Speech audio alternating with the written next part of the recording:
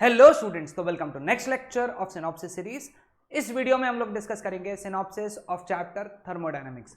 Synopsis के अलावा हम लोग पीवाईक्यूज के कॉन्सेप्ट्स और फॉर्मूलेज भी डिस्कस करेंगे। So be ready with your registers and pen और सारी चीजें नोट डाउन करो सो दैट सीईटी के 2 दिन पहले ये सारी चीजें पढ़ने में तुमको मजा आ जाए। So without wasting our time will start with our topic thermodynamics. Thermodynamics में सबसे पहला कॉन्सेप्ट है थर्मल इक्विलिब्रियम का। ओके, थर्मल इक्विलिब्रियम, ये थर्मोडायनामिक इक्विलिब्रियम नहीं है, थर्मल इक्विलिब्रियम है। थर्मल इक्विलिब्रियम क्या है? दो सिस्टम जब ट्रांसफर नहीं करेंगे हीट एक दूसरे के बीच में, यानी एक बॉडी से दूसरे बॉडी के बीच में या दूसरे बॉडी से पहले बॉडी के बीच में हीट ट्रांसफर नहीं होगी, तो उस केस में हम लोग बोलेंगे दोनों ऑब्जेक्ट्स थर्मल इक्विलिब्रियम में, हीट इधर से उधर फ्लो नहीं होना चाहिए। दूसरा, ये कब होगा? जब टेम्परेचर सेम होगा। ओके, तो जब भी ये दो कंडीशन सेटिस्फाई होगी तो हम लोग कहेंगे कि दो ऑब्जेक्ट्स कैसे हैं? थर्मल इक्विलिब्रियम में। Okay, next concept, zeroth law of thermodynamics. Zeroth law of thermodynamics कहता है कि जब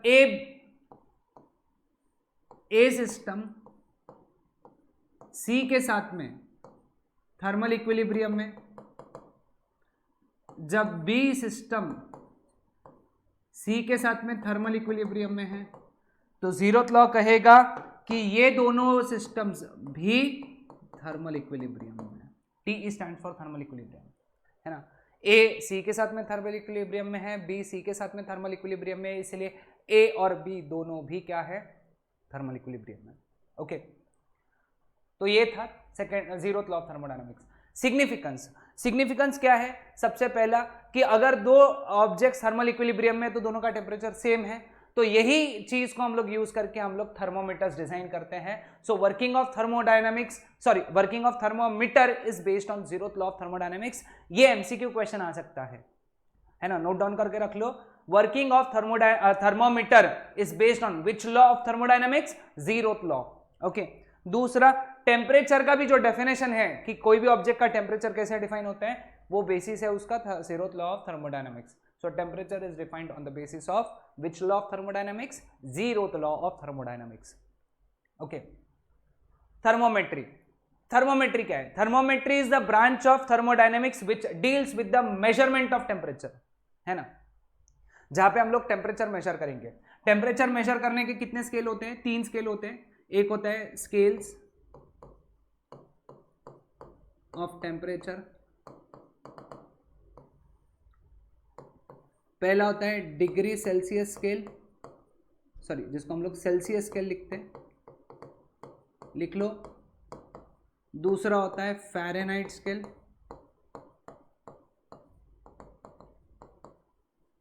और तीसरा होता है केल्विन स्केल। ठीक है, इनके बीच में इंटर रिलेशन मैंने थर्मोमेट्री वाले पार्ट में थर्मल प्रॉपर्टीज ऑफ मैटर ये वाले सीरीज में कराया हुआ है। ओके, मैं करा दूंगा उसको आगे उस चैप्टर में, तो तुम याद रखना। पहले ये दोनों इस चैप्टर में ज्यादा यूज होते हैं, तो ये दोनों के बारे में बता देता हूं। डिग्री सेल्सियस को अगर केल्विन में कन्वर्ट करना है ना, तो डिग्री सेल्सियस को अगर केल्विन में कन्वर्ट करना है तो 273 ऐड करो, केल्विन को डिग्री सेल्सियस में कन्वर्ट करना है तो 273 माइनस करो। तो ये चीज याद रखना। ओके, नेक्स्ट, थर्मोडायनामिक सिस्टम, है ना, कलेक्शन ऑफ ऑब्जेक्ट्स या कलेक्शन ऑफ पॉइंट ऑब्जेक्ट्स जो हीट एक्सचेंज करेगा उसको हम लोग थर्मोडायनामिक सिस्टम कहेंगे। डेफिनेशन है अ कलेक्शन और group of objects that can form a unit which may have the ability to exchange energy with its surrounding, यानी जिसके पास में क्षमता है, ताकत है, किस चीज की ताकत है? सराउंडिंग के साथ में एनर्जी एक्सचेंज करने की, उसको हम लोग कहते हैं थर्मोडायनामिक सिस्टम। ठीक है, सराउंडिंग, है ना, सिस्टम को छोड़ के हर वो चीज जो रहती है उसको हम लोग कहते हैं surrounding. Anything that is not the part of the system is known as surrounding. ठीक है, अब सिस्टम और सराउंडिंग को जो सेपरेट करती है उसको हम लोग कहते हैं boundary. The surface separating the system from the surrounding is known as boundary. ठीक है, क्लासिफिकेशन ऑफ थर्मोडायनेमिक सिस्टम 3 प्रकार है। सबसे पहला है ओपन सिस्टम, दूसरा है क्लोज्ड सिस्टम, तीसरा है आइसोलेटेड सिस्टम। ओके, अब एक एक करके समझेंगे। ओपन सिस्टम, ओपन सिस्टम वो सिस्टम होता है, सिस्टम है ना, जो सराउंडिंग के साथ में मैटर और एनर्जी याद रखना, मैटर और एनर्जी दोनों एक्सचेंज करेगा, है ना। Freely allows exchange of energy and matter with its environment. Example है water boiling in the kettle is an open system. समझा देता हूं, देखो ध्यान दो, यहां पे ऐसा कंटेनर है, उसके अंदर पानी है ऐसा, ठीक है, और अपन ने इसको नीचे से ऐसा गर्म कर रहे हैं, ठीक है। तो ये जो हुआ, ये हुआ सिस्टम और ये हुआ सराउंडिंग, ठीक है। अब तो क्या होगा ना, यहां से ऐसे पानी जो है इवेपोरेट होगा, यानी अंदर का मैटर, पानी यानी क्या हो गया, मैटर सराउंडिंग में जा रहा है। अब ये गर्म हो रहा है पानी, और ये गर्म पानी इसके ऊपर जो सराउंडिंग है उसको वो गर्माहट देते जा रहे हैं, अपनी हीट सराउंडिंग को देते जा रहे हैं, मतलब एनर्जी भी एक्सचेंज कर रहे हैं। एनर्जी और मैटर अगर दोनों एक्सचेंज होते हैं तो ऐसे सिस्टम को हम लोग कहेंगे ओपन सिस्टम, ठीक है, समझ में आया। तो ओपन सिस्टम का कंसेप्ट समझा, ओके। अब आते हैं क्लोज सिस्टम पे। क्लोज सिस्टम वो सिस्टम होता है जो मैटर एक्सचेंज नहीं करता बट एनर्जी एक्सचेंज करता है, मैटर एक्सचेंज नहीं करता, ठीक है, ठीक है। अब यही सिस्टम है, इसके ऊपर ना अपन एक काम करेंगे, ऐसा एक प्लेट लगा देंगे, है ना, प्लेट, ये प्लेट लगा दिया है यहां पे। अब इसको बॉईल कर रहे हैं, तो क्या हो रहा है, ये प्लेट के थ्रू, है ना, ये प्लेट के थ्रू इसके अंदर की जो एनर्जी है, प्लेट के थ्रू एनर्जी है, वॉल्स के थ्रू ऐसे बाहर आ रही है, लेकिन पानी अंदर का अंदर ही है, मैटर एक्सचेंज नहीं हो रहा है ना, मैटर एक्सचेंज नहीं हो रहा क्योंकि पानी अंदर के अंदर ही है, बस अंदर की जो हीट है वो वॉल्स ऑफ द कंटेनर के थ्रू बाहर आ रही है। सो वाटर बॉइलिंग इन अ बॉइलर, बॉइलर यानी क्लोज्ड कंपार्टमेंट होता है ना। तुमने देखा होगा बड़े बड़े इसके अंदर ये ऐसे बड़े बड़े फैक्ट्रीज में होते हैं, है ना, ये ऐसा पाइप होता है, यहाँ पे वॉल्व होता है, तो इसको हम लोग बॉयलर करते हैं। यानी अभी ठीक है, अपन घर पे छोटे से कुकर में पानी गर्म कर लेते हैं, लेकिन जब इंडस्ट्री में गर्म पानी लगता है तो क्या कुकर में पानी थोड़ी ना गर्म करेंगे, है ना, तो वहाँ पे बॉयलर लगता है, तो बॉयलर क्लोज्ड होता है, तो it is a close system, ठीक है। तीसरा है आइसोलेटेड सिस्टम। आइसोलेटेड सिस्टम वो सिस्टम होता है जो ना ही मैटर एक्सचेंज करता है ना ही सराउंड हीट एनर्जी एक्सचेंज करता है, मैटर भी एक्सचेंज नहीं और एनर्जी भी एक्सचेंज नहीं। इसका एग्जांपल क्या है, water kept in the thermos flask, है ना। तो थर्मास के अंदर अगर तुम चाय लेकर जाते हो, एक एग्जांपल लेके बताता हूँ, चाय अगर लेकर गए थर्मास के अंदर, तो वो चाय आधी हो गई क्या थोड़ी देर बाद, नहीं, यानी चाय उतनी ही है, मैटर एक्सचेंज नहीं हुआ। चाय जितनी गर्म पहले थी उतनी गर्म थोड़ी देर बाद भी है, क्योंकि गर्म है इसका मतलब अंदर की हीट बाहर नहीं गई, तो इसका मतलब क्या है, हीट भी एक्सचेंज नहीं हो रही है ना। तो ना ही मैटर ना ही हीट एक्सचेंज हो रही है, इसलिए thermos flask is a close system, ठीक है। Flow of energy between the system and its environment, है ना। अब देखो तीन चीजें पॉसिबल है ना, सिस्टम, सराउंडिंग, ठीक है। अब सराउंडिंग का टेम्परेचर TE है, सिस्टम का टेम्परेचर TS है, ठीक है। अब तीन पॉसिबिलिटी क्या क्या है, सबसे पहला पॉसिबिलिटी है कि TS TE से ज्यादा है ना, सिस्टम का टेम्परेचर, है ना, एनवायरमेंट से ज्यादा है, यानी सिस्टम गर्म है, तो क्या होगा ना, Q जो है मतलब हीट, ये जाएगी सिस्टम टू सराउंडिंग में, क्योंकि हीट हमेशा गर्म ऑब्जेक्ट से ठंडे ऑब्जेक्ट में जाती है, ठीक है। अगर TS TE से छोटा है तो उस केस में जो हीट है ये सराउंडिंग से सिस्टम में जाएगा, और अगर TS TE के बराबर है तो हीट का फ्लो 0 रहेगा, हीट ना ही सिस्टम से सराउंडिंग में जाएगी ना ही सराउंडिंग से सिस्टम में आएगी, ठीक है, क्लियर। तो ये होता है एनर्जी का फ्लो टेम्परेचर के बेसिस पे। तो इससे हम लोग क्या याद रखें, हमेशा हीट का फ्लो हॉट ऑब्जेक्ट से कोल्ड ऑब्जेक्ट में होता है, कोल्ड ऑब्जेक्ट में, ठीक है। हीट, हीट क्या है? Heat is the form of energy, है ना, flows from hot body to cold body, ठीक है। इसके लिए लेटर फिक्स है, डिनोटेड बाय क्यू, ठीक है, समझ में आया? अब इसका जो एसआई यूनिट है वो है joule, CGS unit calories, 1 calorie is equal to 4.18 joule, nearly हम लोग 4.2 जूल्स लेते हैं, ठीक है।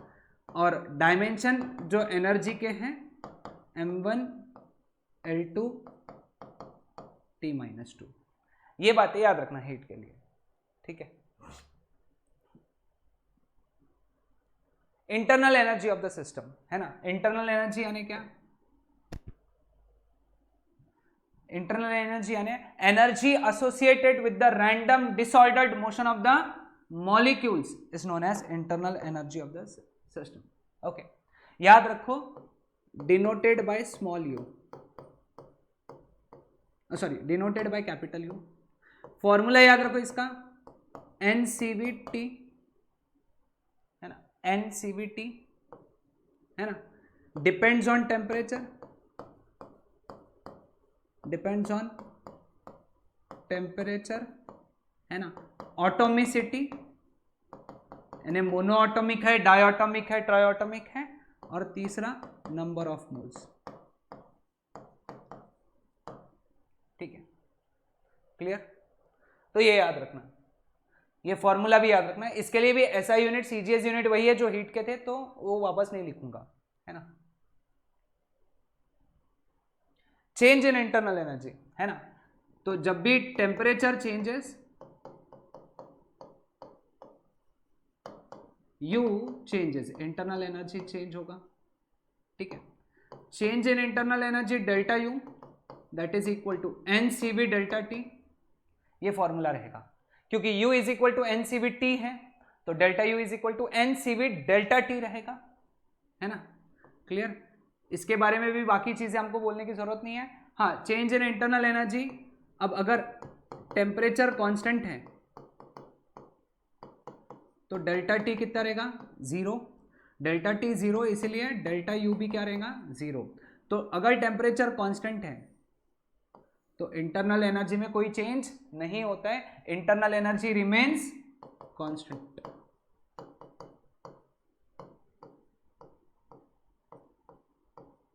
ठीक है, इंटरनल एनर्जी रिमेन्स कांस्टेंट, ठीक है। तो ये था concept of change in internal energy.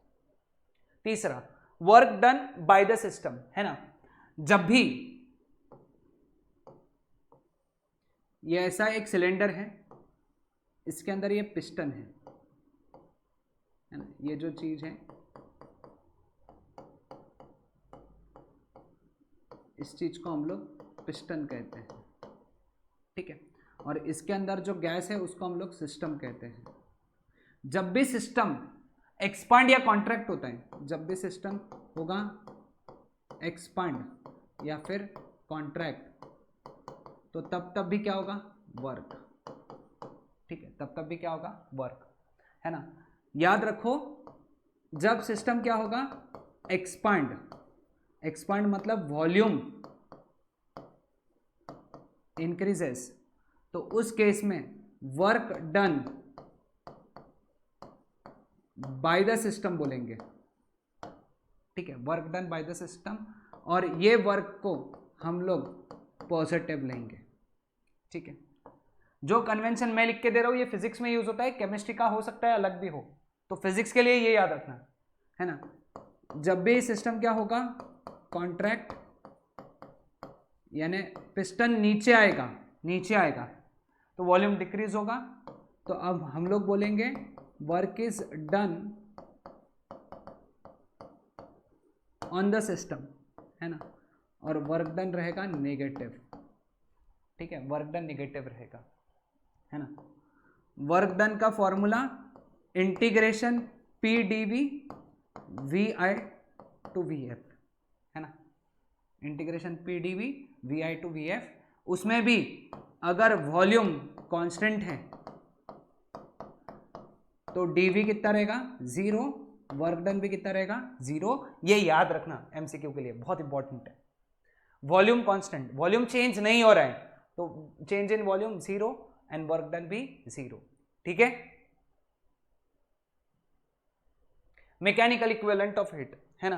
तो मैकेनिकल इक्विवेलेंट ऑफ हीट क्या है, relation between mechanical work and corresponding heat produced is ये, where J is known as mechanical equivalent of heat. इसको हम लोग कहते हैं मैकेनिकल इक्विवेलेंट ऑफ हीट, ठीक है। इसकी वैल्यू और ऐसा यूनिट बहुत इंपॉर्टेंट है, वैल्यू जो है किसका, J का, है ना। J का जो वैल्यू है दैट इज 4.2, है ना, और जूल पर कैलोरी। यूनिट भी याद रखना, हो सकता है पूछा जा सकता है एमसीक्यू में। J की वैल्यू होती है 4.2 जूल, 4.2 और यूनिट होता है जूल पर कैलोरीज, ओके। क्योंकि यहां से J का फॉर्मूला देख लो ना, जिसको J का फॉर्मूला याद है W/H, वर्क किस में गिनते हैं जूल में, हीट किस में गिनते हैं कैलोरीज में, ओके, क्लियर। हाँ, first law of thermodynamics, okay. First law of thermodynamics देखो, इसको समझाने के लिए एक सिंपल सा एक एनालॉजी समझाता हूं। देखो मुझे एक बात बताओ, तुम सपोज अगर भूखे हो, तुम भूखे हो, खाना तुमको बहुत भूख लगी है ना। अब तुमको किसी ने खाना ला कर दिया, ओके, तुमको किसी ने खाना ला कर दिया, तो पहले क्या करोगे तुम, वो खाने में से, ओके, वो खाना खा के पहले खुद की एनर्जी बढ़ा दोगे, है ना। जब तक तुमको डेकार नहीं आता है, डकार नहीं आता है, डेकार बोलते हैं ना, डेकार डकार क्या बोलते हो, है ना, तब तक तुमको नहीं आता, तब तक तुम खाओगे, ओके। और अगर खाना बच गया तो फिर वो गरीबों में बांटोगे, है कि नहीं। तुमको जो खाना दिया गया वो खा के पहले तुमने तुम्हारी एनर्जी बढ़ाई, तुमने तुम्हारा पेट भरा, और फिर जो बच गया वो बांट दिया। ऐसा तो होगा नहीं कि खाना आया पहले बांटा फिर खाया, इतना हमको फ्रैंक नहीं होना था, है ना, इतना सच नहीं बोलना था। ओके, तो वैसे ही होगा सिस्टम को, सिस्टम के लिए, सिस्टम को ना जब हम लोग हीट देंगे, याद रखो, तो ये हीट को क्या करेगा, सबसे पहले ये हीट को यूज करके वो अपनी इंटरनल एनर्जी बढ़ाएगा, है ना। अब एक लिमिट के बाद में उसकी इंटरनल एनर्जी नहीं बढ़ेगी, जितनी बढ़नी चाहिए थी उतनी बढ़ गई, फिर बाद में जो बच गया उससे वो सराउंडिंग पे वर्क करेगा। खाना जो मिला वो था हीट, तुमने तुम्हारा पेट भरा मतलब वो थी इंटरनल एनर्जी, फिर जो बच गया उससे वर्क किया तुमने, बांटा, बांटा मतलब क्या किया, वर्क।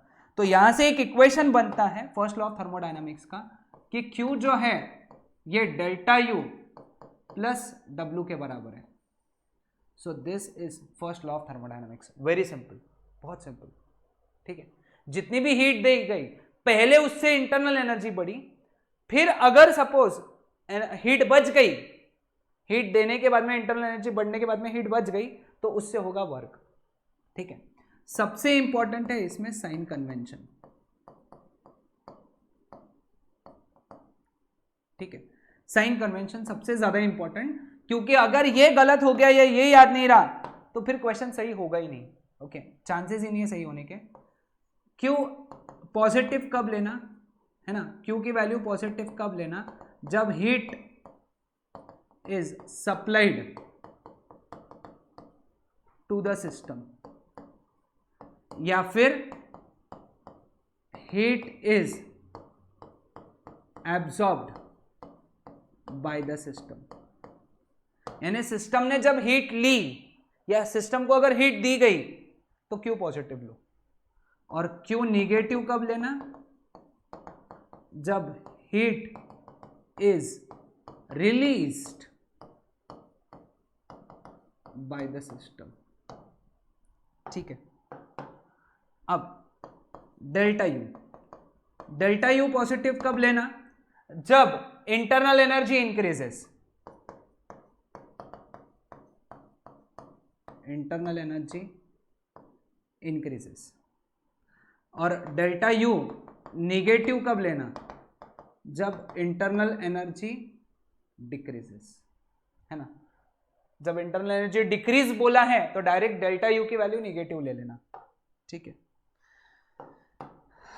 फिर बाद में अब आते हैं तीसरे पॉइंट पे, वर्क डन पॉजिटिव कब लेना। ये तो मैंने तुमको बताया था, जब वॉल्यूम इंक्रीजेस या फिर एक्सपांशन दिया है। वर्क डन निगेटिव कब लेना, जब वॉल्यूम डिक्रीजेस या फिर कॉन्ट्रैक्शन दिया है, ठीक है।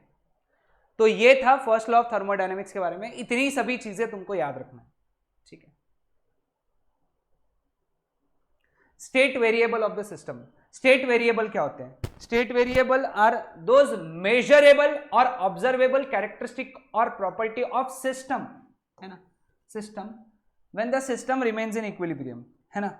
यानी हर वो चीज जब सिस्टम इक्विलिब्रियम में जो तुम मेजर कर सकते हो उस चीज को हम लोग कहते हैं स्टेट वेरिएबल्स। इसके एग्जांपल, सिस्टम का प्रेशर होता है P, सिस्टम का वॉल्यूम V, सिस्टम का टेम्परेचर T, सिस्टम का इंटरनल एनर्जी U, सिस्टम की डेंसिटी रो, सिस्टम का mass capital M। PVT U रो M, ये याद रखो। ये सभी क्या है? State variable, okay. ये सिस्टम का स्टेट बताते हैं, है ना। ये सभी चीजें क्या करते हैं? सिस्टम का स्टेट बताते हैं, इसीलिए इनको हम लोग क्या कहते हैं? स्टेट वेरिएबल्स, ठीक है। स्टेट वेरिएबल्स दो प्रकार के होते हैं। सबसे पहला प्रकार होता है इंटेंसिव वेरिएबल्स, ऐसे स्टेट वेरिएबल जो सिस्टम के साइज पे डिपेंड नहीं करेंगे। सिस्टम की साइज कैसी भी रहे, कितनी भी बड़े रहे, कितनी भी छोटी रहे, इनकी वैल्यू फिक्स होगी। ऐसे वेरिएबल्स को इंटेंसिव वेरिएबल्स कहेंगे। मोस्ट इंपॉर्टेंट है थ्योरी एमसीक्यूज के लिए। इसके एग्जांपल 3 हैं, प्रेशर, टेम्परेचर और डेंसिटी। P, T, रो, है ना। चाहे सिस्टम कितनी भी बड़ी रहे, कितनी भी छोटी रहे, प्रेशर साइज पे डिपेंड नहीं करता, टेम्परेचर भी साइज पे डिपेंड नहीं करता और डेंसिटी भी साइज पे डिपेंड नहीं करता। इसलिए ये तीनों क्या हो गए? Intensive variables. लेकिन ऐसे वेरिएबल्स जो साइज पे डिपेंड करेंगे उसको हम लोग कहेंगे एक्सटेंसिव वेरिएबल्स। इसके एग्जांपल्स क्या हैं? मास, वॉल्यूम एंड इंटरनल एनर्जी। जो 6 में से 3 बच गए, M, V और U, ओके। ये तीनों के तीनों क्या हैं? Extensive variable. PVT private, PVT private, ये इंटेंसिव है ना। MUV ये एक्सटेंसिव है, ठीक है, याद रखना। Thermodynamic equilibrium. कोई भी सिस्टम थर्मोडायनेमिक इक्विलिब्रियम में तब होता है जब वो मैकेनिकल इक्विलिब्रियम में होता है, केमिकल इक्विलिब्रियम में होता है और थर्मल इक्विलिब्रियम में होता है ना। ये नया चीज है, सबसे पहली डेफिनेशन इसकी थी, ओके। ये चैप्टर की शुरुआत थर्मल इक्विलिब्रियम से हुई थी। लेकिन अगर एट द सेम टाइम कोई भी बॉडी किस में है? मैकेनिकल इक्विलिब्रियम में या फिर केमिकल इक्विलिब्रियम में, एंड ये तीनों इक्विलिब्रियम में जब एक साथ में होगी तब हम लोग कहेंगे the body is in thermodynamic equilibrium. अब तुम्हारे दिमाग में आ रहा होगा, सर ये तो आपने पढ़ा दिया, ये दोनों वापस से एक बार पढ़ाओ। वापस है नहीं, सर एक बार पढ़ाओ, ठीक है। तो चलो अब सबसे पहला हम लोग पढ़ेंगे मैकेनिकल इक्विलिब्रियम क्या होता है। जब सिस्टम में कोई भी अनबैलेंस्ड फोर्सेस नहीं है, कोई भी फोर्सेस अनबैलेंस नहीं है, मतलब हर फोर्स को कोई ना कोई दूसरे फोर्स ने बैलेंस करके रखा है, तो वो सिस्टम कैसे रहते हैं? मैकेनिकल इक्विलिब्रियम में। ऑल्सो प्रेशर सेम होना चाहिए, प्रेशर नहीं चेंज होना चाहिए। तो there are 2 conditions for mechanical equilibrium. पहला, अनबैलेंस्ड फोर्स नहीं चाहिए कोई भी, यानी सारे फोर्सेस बैलेंस चाहिए। बैलेंस यानी क्या? हर एक फोर्स एक दूसरे को कैंसिल करना चाहिए। और प्रेशर कैसा चाहिए? सिस्टम का कांस्टेंट। तो ऐसे केस में हम लोग कहेंगे कि बॉडी किस में है? मैकेनिकल इक्विलिब्रियम में, ठीक है। केमिकल इक्विलिब्रियम के लिए कोई भी केमिकल, इसके 3 कंडीशन है। कोई भी केमिकल रिएक्शन नहीं चाहिए, नो केमिकल रिएक्शंस, नहीं, कोई भी केमिकल रिएक्शंस नहीं चलते रहने चाहिए। दूसरा कि कोई भी ट्रांसफर ऑफ मैटर नहीं चाहिए, नो ट्रांसफर ऑफ मैटर, है ना। यानी एक सिस्टम से एक पार्ट से दूसरे पार्ट में डिफ्यूजन के थ्रू मैटर नहीं जाना चाहिए, सॉरी, तभी हम लोग कहेंगे केमिकल इक्विलिब्रियम में है। तीसरा कि उसके अंदर उसका जो केमिकल कंपोजिशन है वो कांस्टेंट होना चाहिए, केमिकल कंपोजिशन। वो चेंज नहीं होना चाहिए, है ना। अगर कार्बन मोनोऑक्साइड गैस है तो हमेशा कार्बन मोनोऑक्साइड ही रहना चाहिए। वो कार्बन कुछ जगह पे कार्बन मोनोऑक्साइड और फिर थोड़ी देर बाद वहां पे कार्बन डाइऑक्साइड भी बन गया तो वो केमिकल इक्विलिब्रियम में नहीं है। ओके, तो ऐसे सिस्टम को हम लोग कहेंगे केमिकल इक्विलिब्रियम में। ओके, ठीक है, समझ में आया। Next, thermal equilibrium. Thermal equilibrium तो ऑलरेडी पढ़ा चुका हूं कि the temperature of the system should be uniform through out and it should not change with time, है ना। वो टाइम के हिसाब से चेंज नहीं होना चाहिए, टेम्परेचर शुड बी कांस्टेंट, ठीक है। PV diagram. पीवी डायग्राम क्या होता है? जब प्रेशर और वॉल्यूम, ये जो क्या है, स्टेट वेरिएबल्स, है ना। बताओ प्रेशर कैसा स्टेट वेरिएबल है? प्रेशर कैसा स्टेट वेरिएबल है? कैसा स्टेट वेरिएबल्स है? प्रेशर और वॉल्यूम। बताओ, बताना मुझे, कमेंट में करके बताओ, देखते कितने लोगों को याद है। तो इनका जब ग्राफ बनाएंगे, ये दो स्टेट वेरिएबल्स का जब अपन ग्राफ बनाते हैं उनको हम लोग कहते हैं पीवी डायग्राम, है ना। इसका दूसरा नाम है, याद रखो, इसको बोलते हैं हम लोग इंडिकेटर डायग्राम, है ना। इसको दूसरा हम लोग क्या नाम दिए? Indicator diagram. PV diagram and the concept of positive work and negative work, याद रखो। ये पी और ये वी। सपोज ये पीवी डायग्राम है ना, पीवी डायग्राम है। तो पीवी डायग्राम में ये पीवी डायग्राम राइट साइड में जा रहा है, राइट साइड में जा रहा है मतलब वॉल्यूम इंक्रीजेस, तो work done it is positive. Okay, work done is positive.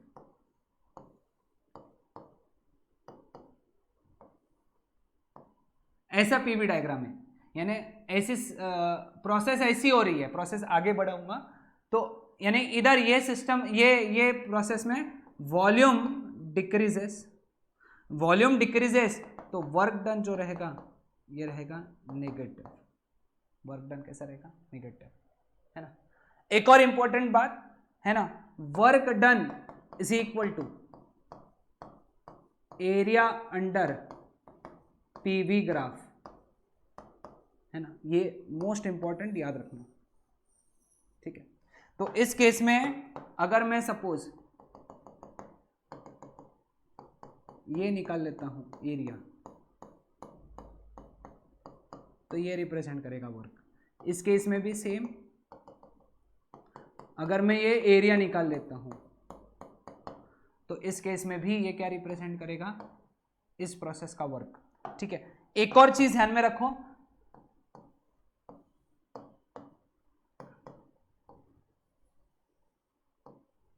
ऐसी पीवी डायग्राम है ना, क्लोज्ड है, क्लोज्ड, तो उस केस में याद रखो तुमको ये क्लोज्ड कर्व का क्या निकालना है? एरिया। तो ये जो शेडेड रीजन है इसका मैं अगर क्या निकालता हूं? एरिया, तो वो एरिया रिप्रेजेंट करेगा वर्क, वर्क रिप्रेजेंट करेगा, ठीक है। Clear with this? Work done at constant volume, ये ऑलरेडी मैं पढ़ा चुका हूं। अगर वॉल्यूम कैसा रहेगा? कांस्टेंट, तो चेंज इन वॉल्यूम कितना रहेगा? 0, है ना। तो वर्क डन भी कितना रहेगा? 0, ठीक है। Clear with this? तो this is the concept of work done at constant volume. Quasi static process. Quasi static process वो प्रोसेस होती है जो एक्सट्रीमली स्लो हो रही है, जिसमें स्टेट वेरिएबल के जो चेंजेस है जैसे प्रेशर, वॉल्यूम, टेम्परेचर, ये एकदम धीरे हो रहे हैं, एकदम धीरे। तो ऐसे प्रोसेस को हम लोग क्या कहते हैं? क्वासी स्टैटिक प्रोसेस, एकदम स्लो प्रोसेस, है ना। याद रखो डेफिनेशन आ सकती है, यानी ऐसी प्रोसेस जिसमें स्टेट वेरिएबल एकदम धीरे धीरे चेंज होते हैं। Okay, clear? Work done by the system while expanding, है ना। तो ये दो केसेस है, ठीक है। अब देखो यहां पे एक्सपांशन हो रहा है, वॉल्यूम इंक्रीज हो रहा है ना, प्रोसेस यहां पे भी राइट में जा रही है, प्रोसेस दो प्रोसेस हो रही जिसमें से एक राइट में जा रही, यहां पे भी दो प्रोसेस हो रही जिसमें से एक राइट में जा रही, तो इसका मतलब ये एक्सपांशन वाली प्रोसेस है। तो ये एक बात ध्यान में रखो, यहाँ पे ए टू बी अपन वाया सी गए और ये यहाँ पे अपन ए टू बी वाया डी गए, ठीक है। तो कौन से प्रोसेस में वर्क डन कितना रहेगा? ठीक है, हमको पता है work done is area under PV graph, ये है पीवी ग्राफ इतना, तो ये area,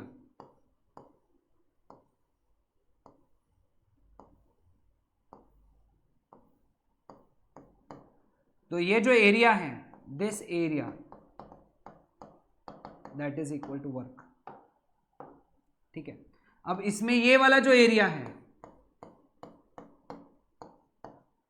this area is equal to work done. ठीक है, दोनों चीजें याद रखना, दोनों में सिस्टम ए से बी पे गई, बस रास्ते अलग अलग थे, है ना, तो वर्क अलग अलग रहेगा। यानी इसका मतलब एक चीज है, वर्क डन ये डिपेंड करेगा पाथ फॉलोड पे। किस पे डिपेंड करेगा? पाथ फॉलोड पे। पहली बार रास्ता ऐसा था, दूसरी बार रास्ता ऐसा था। ठीक है, work done depends on path followed. ठीक है, expansion of gas at constant volume, है ना, गैस अगर कांस्टेंट वॉल्यूम पे एक्सपांड हो रहा है तो उस केस में क्या होगा? ओके ओके, तो यहां पे बोला है, sorry, expansion of gas at constant temperature बोला है, मैंने वॉल्यूम पढ़ लिया था, कांस्टेंट टेम्परेचर। याद रखो, जब भी गैस कांस्टेंट टेम्परेचर पे एक्सपांड हो रही है तो उसको कहते हैं हम लोग कंट्रोल्ड एक्सपांशन। ठीक है, देखो एक चीज हमको तो पता है, कोई भी सिस्टम को अगर हम लोग हीट देंगे तो उसका टेम्परेचर इंक्रीज होगा। ठीक है, और वो एक्सपांड होगी, यानी एक्सपांशन में जनरली हीट देने पे टेम्परेचर बढ़ता है। तो फिर ऐसा एक्सपांशन कैसे हो सकता है जब टेम्परेचर कांस्टेंट रहे? यानी हीट भी दी हम लोगों ने, गैस एक्सपांड भी हुआ, लेकिन टेम्परेचर कांस्टेंट था। ऐसा तभी पॉसिबल है जब heating is done very slowly, है ना। जब भी तुम हीटिंग बहुत धीरे करोगे तो ऐसे केस में जो एक्सपांशन होगा वो होगा एक्सपांशन एट कांस्टेंट टेम्परेचर, क्योंकि पूरे हीटिंग में temperature will remain constant. Temperature की वैल्यू कैसी रहेंगी? कांस्टेंट, क्योंकि तुम एक्सपांशन कर रहे हो धीरे धीरे और एक्सपांशन तुम्हारे कंट्रोल में है, इसलिए इसका नाम क्या कर गया? Controlled expansion. तो याद रखो, हीटिंग डन वेरी स्लोली या expansion at constant temperature is also known as controlled expansion. Controlled expansion कहते हैं हम लोग उसे। ठीक है, क्लियर। एक अनकंट्रोल्ड एक्सपांशन भी होता है। Okay, uncontrolled expansion of gas, वो कुछ इस तरीके से होता है। ठीक है, देखो यहां पे, ये अपने टेक्स्ट बुक का कॉन्सेप्ट है। यहां पे वैक्यूम है, यहां पे सिस्टम है ना। इसका इनिशियल वॉल्यूम है VI, इसका इनिशियल वॉल्यूम है VI डैश, है ना। ये कंपार्टमेंट में वैक्यूम है, ये कंपार्टमेंट में अपना सिस्टम है। फिर हम लोग ये इसको सेपरेट किए एक पतले मेम्ब्रेन से, पतले लेयर से, है ना, उसको हम लोगों ने तोड़ दिया। तो ये सिस्टम का जो पहले इतना वॉल्यूम था, अब वो पूरा वॉल्यूम ऑक्यूपाई कर लेगा, है ना। पूरा वॉल्यूम ऑक्यूपाई कर लिया, मतलब इसका पहले इतना सा वॉल्यूम था, अब वो इतना ज्यादा वॉल्यूम हो गया, मतलब ये क्या हो गया? एक्सपांशन हो गया। ये क्या हो गया? एक्सपांशन। अब ये एक्सपांशन में फटाफट हुआ, इसमें तुम्हारा कोई कंट्रोल था क्या? तुम कुछ कंट्रोल कर पाए क्या? नहीं, इतना ही एक्सपांशन होना चाहिए था या फिर आधा ही एक्सपांशन होना चाहिए था? नहीं, तुम कंट्रोल नहीं कर पाए, इसलिए इसको हम लोगों ने क्या बोला? Uncontrolled expansion. अब फ्री क्यों लगाया? क्योंकि जनरली अभी हम लोगों ने देखा कि एक्सपांशन करना है तो हीट देना जरूरी है, लेकिन यहां पे हमने हीट दी क्या एक्सपांशन के लिए? नहीं, तो हीट नहीं दी, इसीलिए इसको क्या बोला अपन ने? Free expansion. तो फ्री एक्सपांशन की सबसे पहली खास बात कि इसमें हीट नहीं देते। ठीक है, दूसरी खास बात है ना, इसमें इंटरनल एनर्जी का चेंज भी जीरो होता है और वर्क डन भी क्या होता है? जीरो। क्लियर। ये तीनों बातें किसके लिए ट्रू है? Free expansion, uncontrolled free expansion के लिए। ये बहुत सडन प्रोसेस होती है ना, सडन प्रोसेस। आगे मैं पढ़ाऊंगा, इन प्रोसेस को हम लोग एडियाबैटिक प्रोसेस भी कहेंगे, आगे पढ़ाऊंगा क्योंकि Q0 है। ठीक है, तो अभी इतनी चीजें इसके लिए लिख के रख लो। ठीक है, तो ये था हमारा पार्ट 1 ऑफ थर्मोडायनामिक्स। पार्ट 2 में हम लोग इसके आगे के कॉन्सेप्ट्स पढ़ेंगे थर्मोडायनामिक्स के। ओके, चलो अब मिलते हैं नेक्स्ट लेक्चर में। Till then bye everyone.